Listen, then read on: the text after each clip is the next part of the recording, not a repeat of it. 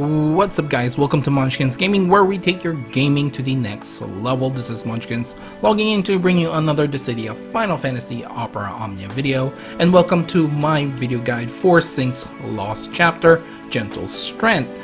And before we do start, as always, like and subscribe if you do enjoy the content that I make, and of course it helps my channel out a lot, and I really do appreciate all the support that you guys give me. Now without further ado, let's start this video. Now, as always, we'll start this off with the abilities, weaknesses, resistances, and the elements that the last boss can absorb. And this time around, we are going to be fighting the Bastion Giant. Once again, of course, it is weak to the ice element, and it has ×2 resistance to magic attacks. It doesn't have anything it can absorb. As for its ability, it has Punch, which is its melee brave attack, Wallop, which recovers itself from its break status and will do a melee HP attack, Fragment, which is a group melee brave attack, Magic Bullet, which is a magic brave attack which also inflicts an initial brave down and an attack down debuff, Gigant, I think it's Gigant Punch, which is a melee brave attack which also has a higher turn rate when inflicting break or attacking a target afflicted with break. Next up is Particle Distribution, which is a group magic brave attack which also increases his brave and will inflict the defense down debuff. Next up is the Acoustic Pressure Wave, which basically increases his brave when his brave is less than its initial brave and will do a group magic HP attack. Next up, we have Drumming War, which is a group melee brave attack which also inflicts a speed down and will have a higher turn rate. Next is Ascension Strike, which is a melee brave attack which also increases his brave once again and grants himself an attack up and speed up to himself. Now, a couple of texts that you will see are Movement becomes lighter, which raises all its stats, and Movement becomes even lighter, which just further raises its stats. It does have a high resistance to the paralysis debuff and is immune to the max HP down debuff. Okay guys, so let's take a look at the general tips and guide for this one. The first one for you guys is to go all out and just add in a few HP attacks here and there, especially if you are capping out. Although if you do find yourself running out of abilities because you don't have any characters that can sort of refresh their abilities, you may want to save about at least 60 to 70% of your abilities per character. Otherwise, like I said, just go all out and you should be fine.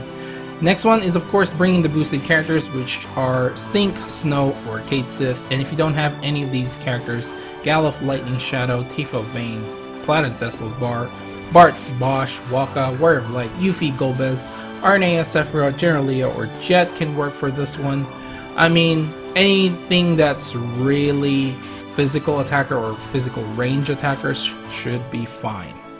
Now, one thing I do want to add, I put Jet here, but you probably will have to carry him during the first wave because both the Marilets are resistant to the fire element, which is what Jet basically brings for his kit. So yeah, it's a bit of an iffy one, but I think it's still workable if you do have a battery.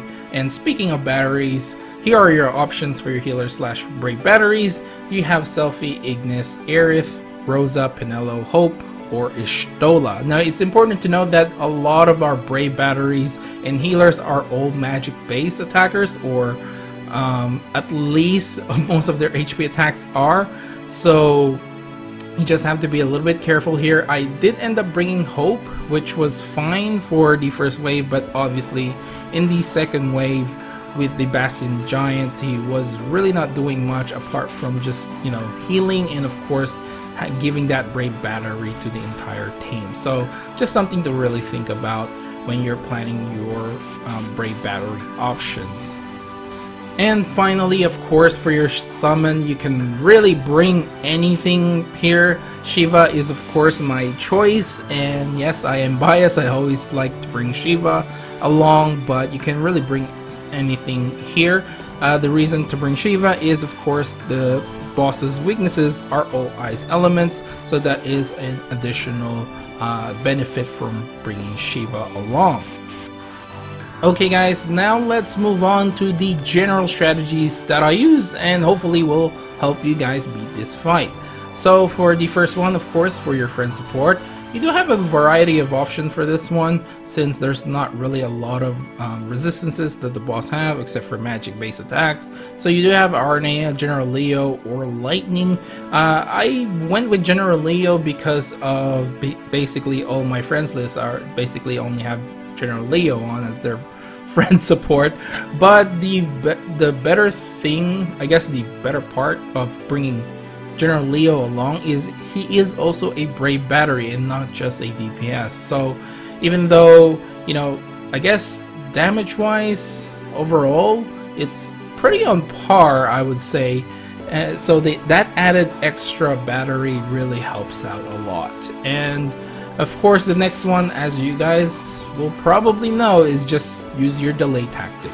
If you can delay this boss, if you're struggling, you know, just use the delay tactic. You got Arnea, you got General Leo, you got Lightning, you got Vayne, you got Ishtola to a lesser extent, of course, because she's a magic based character, but we do have quite a bit of an option. Now, if you are planning to sort of cheese this fight, then Yuffie is the one to go to.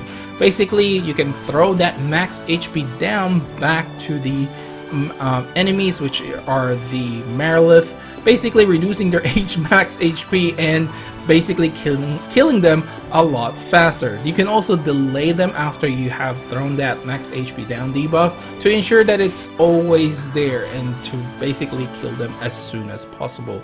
Now, what Yuffie does as well with her EX is to prevent the enemies from gaining Brave. So, once the Lamia dies, they can't actually gain Brave, and if you have some sort of shield, like Warrior of Light, basically, you know, you're not gonna take any Brave damage as well, so they won't be able to do much HP damage when they do end up dying. Now, the other option is, of course, summoning during that phase. I do believe that they don't if you kill them during the summon phase, but I'm not 100% sure. I think that worked out for me before, but you can correct me if I'm wrong. And either way, you probably want to save that summon for the last wave anyway. Now, my next tip or strategy that I use is obviously to bring a healer. Now, if you're not planning to use Yuffie to sort of cheese the first wave, then bringing a healer is very essential. So you can heal through those AoE damage, and of course making sure you do have enough Braves so not multiple characters do get broken and will end up, you know, dealing more damage. Especially you can heal through after killing one of the Merilith before you kill the other one, just to ensure you don't die. And of course, bringing a tank is going to be very beneficial for you. Like I mentioned, anything with the shield or anyone that can actually take in all the damage will help you with on the Merilith stage. As for the Bastion Giant, you can practically bring any tank and you should be fine. Galuf, you know, to a lesser extent, Zac. The reason why I didn't really put Zac on the list is because his EX is magic based, so you know, it does quite a bit less of damage compared to the other tanks when it comes to the EX abilities. Okay, now let's move on to the possible party compositions. The first one is obviously going to be the boosted team or the synergy team with Cinque, Snow, and Katesith. I again decided with General Leo because he does more, you know, he does the delay plus gives you more Brave battery compared to the other ones that just do damage and delay. So Shiva for the summon, Cinque for damage, Snow for tanking and battery as well, even though he only have a few uses for that one. Katesith, of course, for the buffs. Now the next team I have for you guys is of course the one you're seeing right now in this video with Hope, Snow, and Lightning with the General Leo support, and Shiva for the summon, Leo and Lightning for the delays, Hope for the buffs and small heals, and of course Snow is a very good tank and he is a synergy here which also helps. Okay guys, moving on to the next team, which includes of course Yuffie, who will be cheesing at least the first wave, basically double cheesing the first wave with Bosch here, as well as Penelo of course with General Leo for support, and Shiba for the summon. Yuffie again cheese for wave 1, and somewhat wave 2 because she can, you know, prevent the enemy boss from gaining brave once you have that debuff on that boss.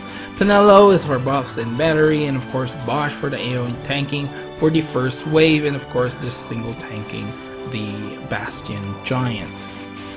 And of course the final one is going to be the delay team. Now General Leo, I highly suggest putting in this team because if you just decide to put lightning here, there's really no brave battery in the entire team. Now you can mix and match wherever you want, but I think these three are probably going to be the best since they have more potential in re-breaking and, you know, delaying. You can argue like Vayne, you can swap out with lightning, but I feel like Vayne has a little bit more longevity and saving you a lot turn counts as well. But either way, you can swap them out. General Leo again for the support and Shiva for the summon, and the idea is just to delay. Okay guys, so we're finally at the end of this video, and of course I'll give you guys my final thoughts on this fight. Honestly, one of the easiest fight ever, in all honesty. There's really no trick or real strategy here because there's only one boss, and honestly, as long as you can delay to a certain extent or have a tank, you're pretty much set on this fight. There's really nothing to be scared of. I'm gotta say it's going to be on the easy pile when it comes to chaos difficulty fights. I just don't see any threat. There's really not much that the boss can do as well in terms of, you know, HP damage. I mean, it has acoustic pressure wave, which it can increase its brave when it's, you know, brave is less than its initial brave, and do group and magic attack. But other than that, I mean, there's really nothing else that it can use to do a lot of HP attacks on you. So yeah, as for abilities that it has, it's just not scary.